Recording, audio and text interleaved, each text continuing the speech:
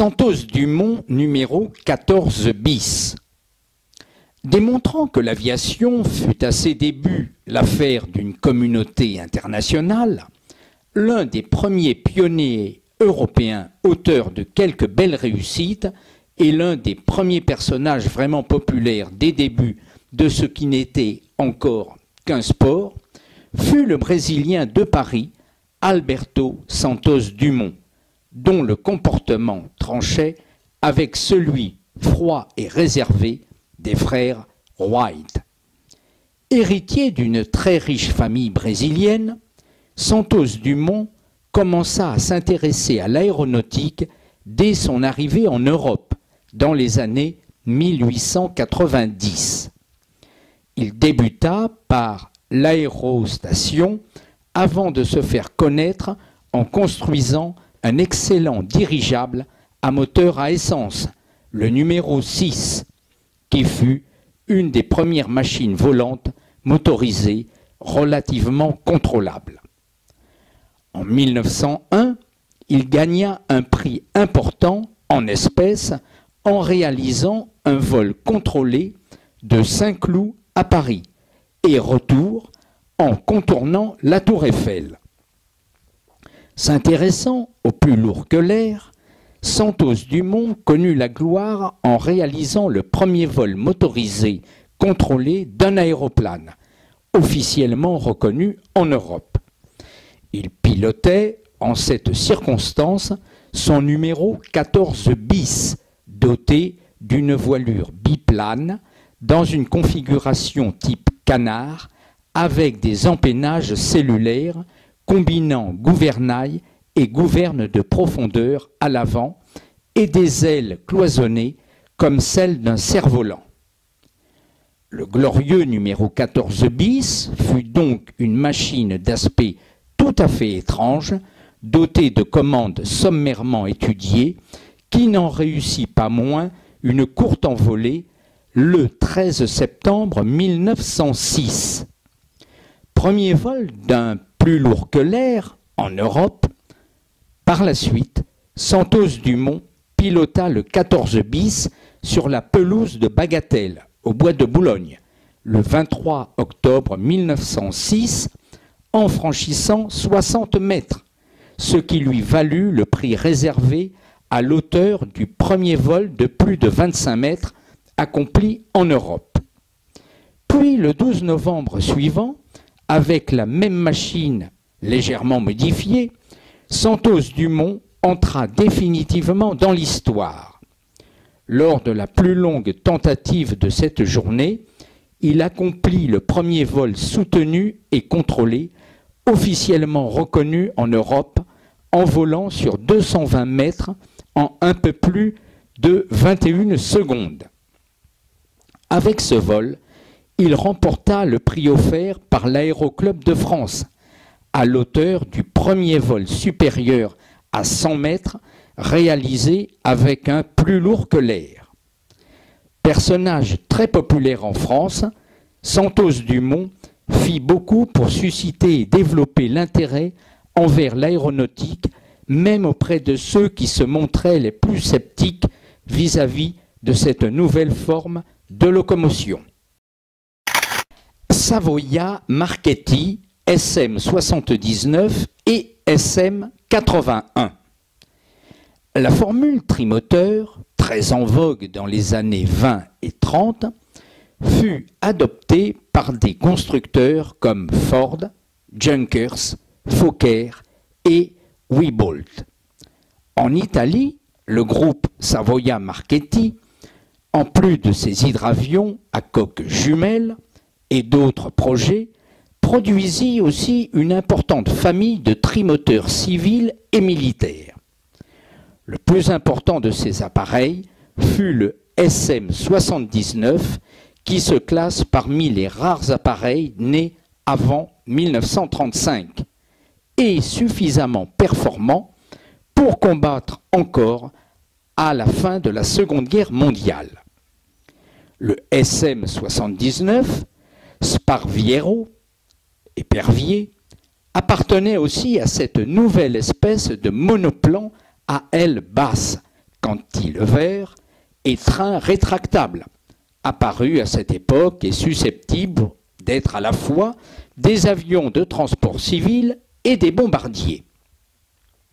Le premier appareil, qui vola fin 1934, devait être un avion de ligne pour 8 passagers, mais ses performances furent estimées suffisamment bonnes pour qu'il fût développé sous forme de bombardier pour la Regia Aeronautica, c'est-à-dire les forces aériennes italiennes.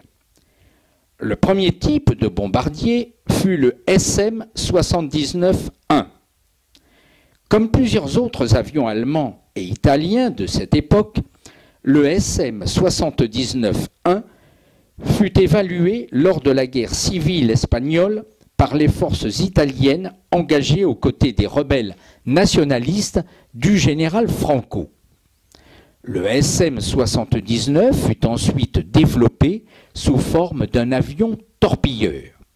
Le SM-79-2 de 1937-1938, capable d'emporter 2 torpilles accrochées sous les emplatures des ailes. Environ 1330 SM-79 furent construits en différentes versions en Italie.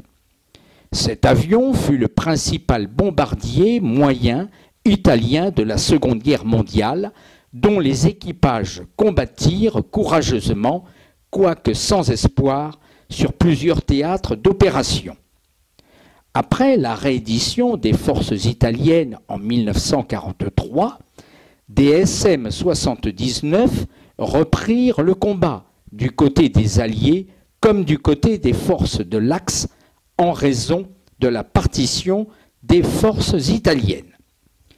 L'avion était toujours opérationnel à la fin de la guerre, quoique relégué à des tâches de seconde ligne. Il en exista une version bimoteur dépourvue du groupe central et destinée à l'exportation qui fut utilisée principalement par la Roumanie et l'Irak. La Roumanie employa beaucoup de SM-79 au point d'en acquérir la licence de production. Savoia Marchetti produisit un autre type d'avion trimoteur, le SM-81 Pipistrello, chauve-souris, bombardier et avion de transport à train fixe, qui combattit en Espagne, en Abyssinie, lors de la conquête italienne et pendant la Seconde Guerre mondiale. Sopwith Camel. Parmi les grands avions de combat classiques du premier siècle de l'aviation, figure le fameux Sopwith Camel, de conception et de fabrication britannique. Considéré comme l'un des principaux appareils de chasse alliés de la Grande Guerre, le Camel, combinant manœuvrabilité et puissance de feu, obtint de grands succès en combat aérien tout en étant d'un pilotage délicat. On attribue au Camel allié plus de 3000 victoires en combat aérien au cours de leur période d'engagement opérationnel et plusieurs grands as alliés pilotaires des Camels comme les Canadiens Raymond Colichot, deuxième au palmarès des as de l'Empire britannique pour la Première Guerre mondiale, et William Barker. Le projet original prit forme en 1916 et les Camels commencèrent à arriver en nombre dans les unités de première ligne au cours du mois de juillet 1917. L'avion se distingua en service jusqu'à la fin du conflit. 5490 Camels furent commandés, une quantité impressionnante à l'époque, et une version navalisée, le Camel 2F1, fut doté d'une seule mitrailleuse, entre autres petites modifications. Outre les forces britanniques, le Camel équipa d'autres pays alliés. Il est certain que le Camel fut un grand appareil militaire créé et fabriqué par l'industrie aéronautique britannique, alors en plein développement. Ce type d'avion reste aujourd'hui aussi célèbre que le fameux Spitfire, né 20 ans après lui. Sopwith Pup. Appelé officiellement Sopwith Scout, à ne pas confondre avec le Bristol Scout, le surnom de Pup, chiot, fut très judicieusement donné à ce petit chasseur qui rendit d'excellents services dans le cadre du Royal Flying Corps et plus encore du Royal Naval Air Service. Le premier Pup vola en février 1916, ou juste avant, et le type entra en service opérationnel courant septembre 1916, après l'envoi d'un unique exemplaire en France. Le Pup obtint un excellent palmarès au combat en prenant l'avantage sur la plupart des chasseurs allemands de son époque. En septembre 1916 et le milieu de 1917, le Pup fut un des meilleurs appareils de chasse du camp allié. Les pilotes appréciaient beaucoup le Pup, malgré son moteur rotatif relativement peu puissant. Il était agile, facile à piloter et constituait une bonne plateforme de tir. Au total, 1770 appareils furent produits par plusieurs constructeurs britanniques. Quelques Pup furent équipés de sacs gonflables en cas d'amérissage forcé en mer, lorsqu'ils étaient employés à la protection des navires marchands ou à l'escorte des hydravions de reconnaissance. Les Pup servirent aussi à d'importantes expériences destinées à valider l'utilisation d'avions de combat à la mer.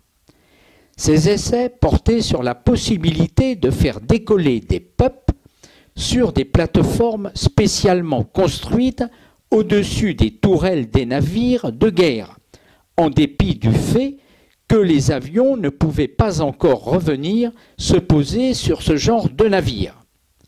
Pourtant, en août 1917, le squadron Commander E.H. Dunning du RNAS réussit à poser un Pup sur le pont d'un des premiers porte-avions, le HMS Furious.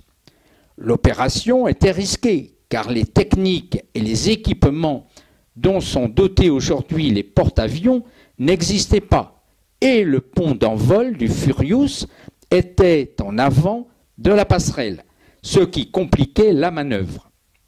Dunning réussit la première fois le 2 août 1917, mais se tua en tentant de renouveler son exploit. En 1918, le Furious fut équipé d'un vrai pont d'envol sur l'arrière. Plusieurs Pup, équipés en l'occurrence de patins en bois, furent utilisés ensuite pour mettre au point les procédures d'atterrissage. La firme britannique Beardmore mit au point un dérivé du Pup adapté à l'emploi sur porte-avions, le WB-3, doté d'ailes repliables et d'un train primitif système de train rétractable. Une série de 100 appareils fut prévue. Les Pup servirent aussi la Home Defense à partir de 1917 dans le cadre de la lutte contre les raids de bombardement allemands sur l'Angleterre. Tupolev ANT-25. À une époque où se multiplièrent les vols records à grande distance qui frappèrent le grand public, un avion se distingua pour ses exploits dans ce domaine, le Tupolev ANT-25 soviétique.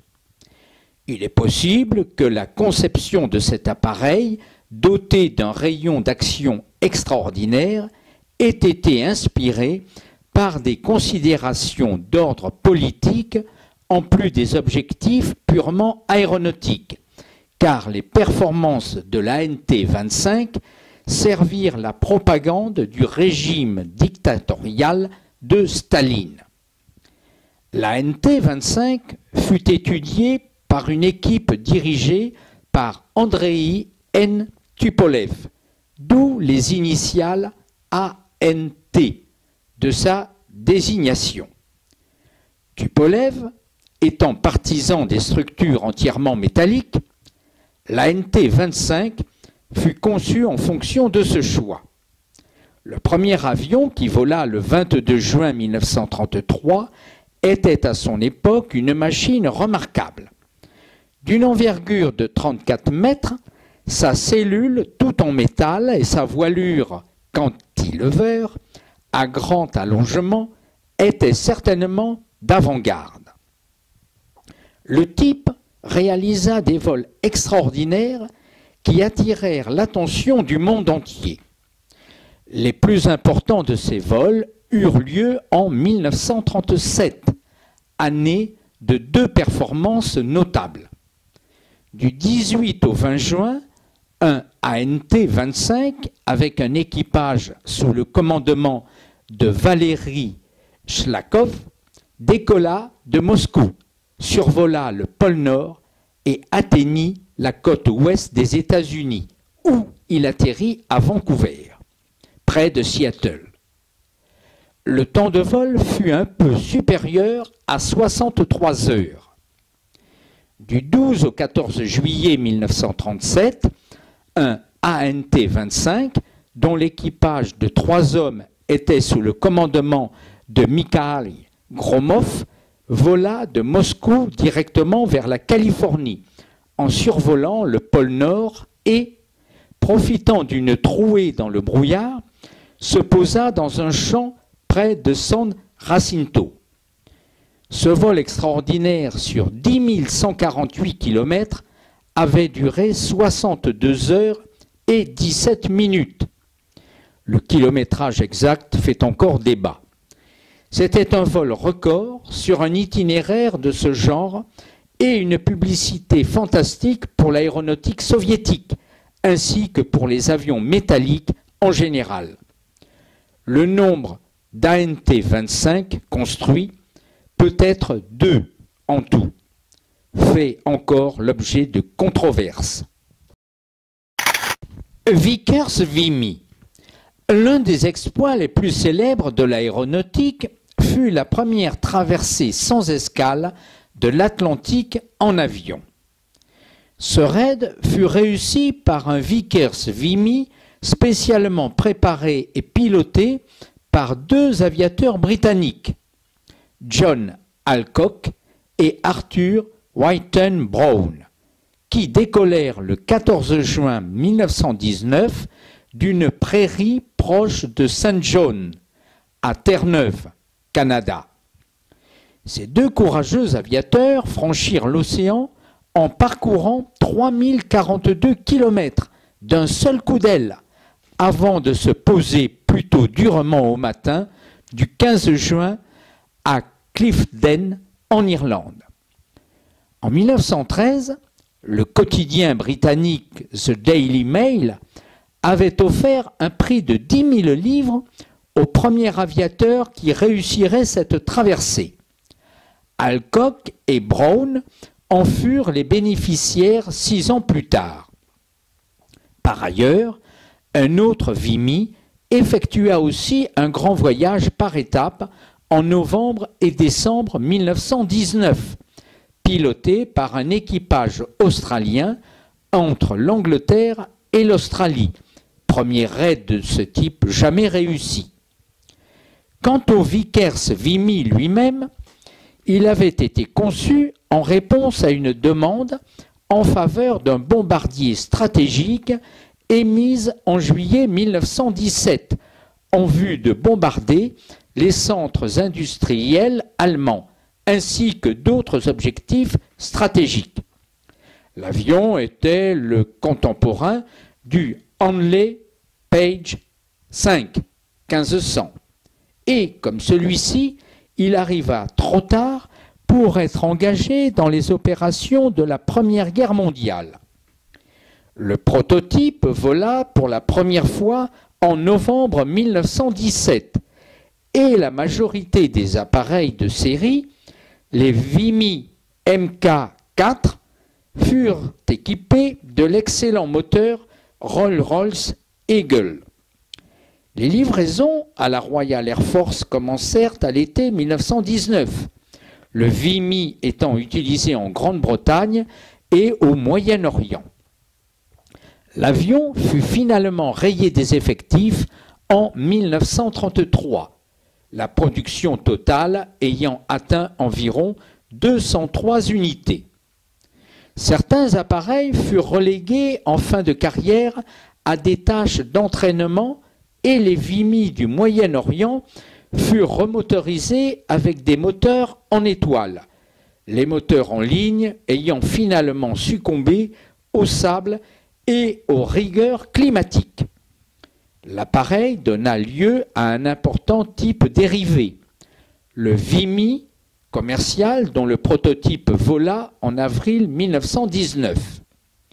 Il en fut construit 43 exemplaires avec un fuselage élargi capable d'accueillir 10 passagers.